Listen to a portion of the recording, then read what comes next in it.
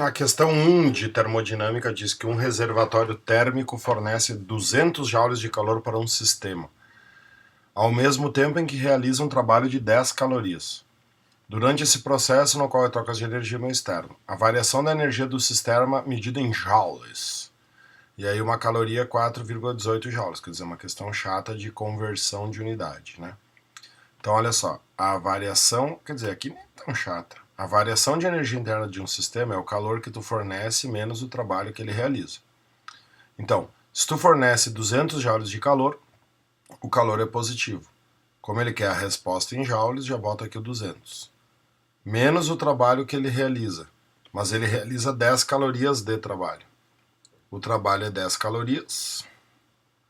E aí uma caloria é 4,18 joules, então isso aqui vezes 4,186, né?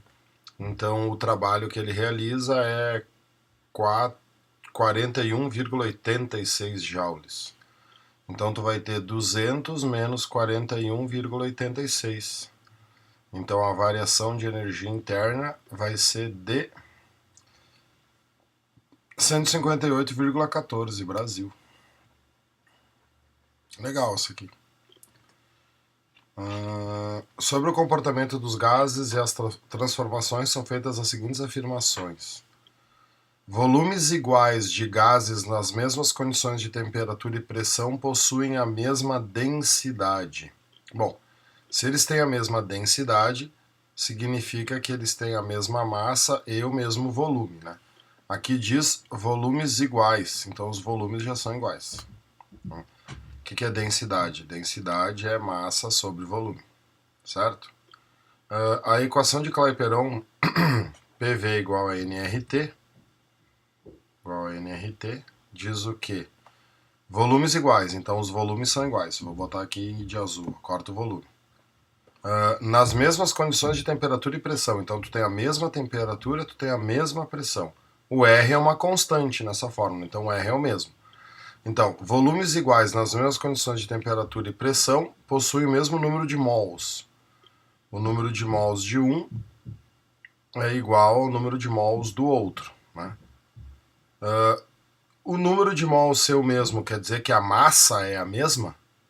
Não, né? Porque que é o número de mols? É a massa molar dividido pela massa molecular. Então, a massa dividida pela massa molecular. Então, necessariamente tu não vai ter a mesma massa, tu vai ter o mesmo número de mols, mas esses gases podem ter massas molares diferentes. Então a 1 está errada. Haverá trabalho realizado sobre uma massa gasosa sempre que uma massa gasosa receber calor de uma fonte externa? Não. Não. Haverá trabalho sempre que ele receber calor e ele se expandir. Uma transformação cíclica de uma determinada massa gasosa é o conjunto de transformações em que, após seu término, a massa gasosa encontra-se exatamente no estado que se encontrava inicialmente. Sim, é um ciclo, ela volta para o estado inicial. Em geral, o gás real segue bem as leis dos gases perfeitos, em temperatura elevada e pressão baixa. Se ele tiver temperatura elevada e pressão baixa, ele é um gás rarefeito, ele é um gás que não tem um volume próprio.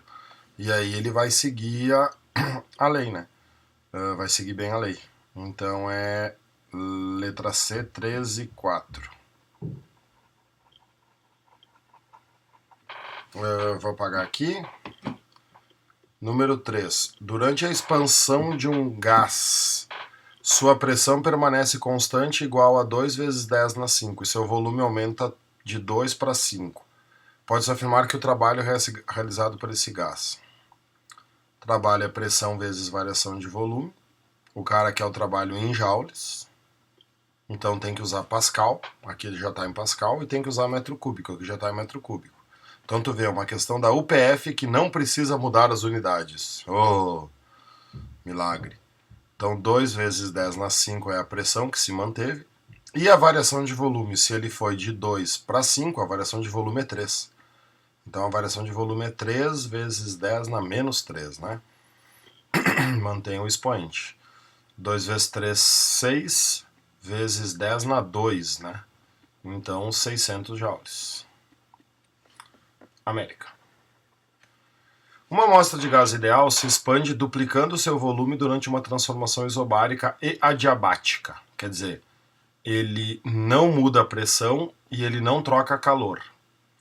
Considerando que a pressão experimentada pelo gás é 5 vezes 10 e seu volume inicial podemos afirmar: o calor absorvido pelo gás durante o processo é 25 calorias. Se a transformação é adiabática, na transformação adiabática não tem troca de calor, então não tinha como absorver calor. O trabalho efetuado pelo gás durante a sua expansão é de 100 calorias. Trabalho é pressão vezes variação de volume, né? A pressão experimentada é 5 vezes 10 na 6 pascais. Já está no SI. E a variação de volume, aqui diz que duplicando o seu volume. Ele duplicou o seu volume. Então, se o volume inicial é 2 vezes 10 na menos 5, o volume final vai ser 4 vezes 10 na menos 5. Duplica.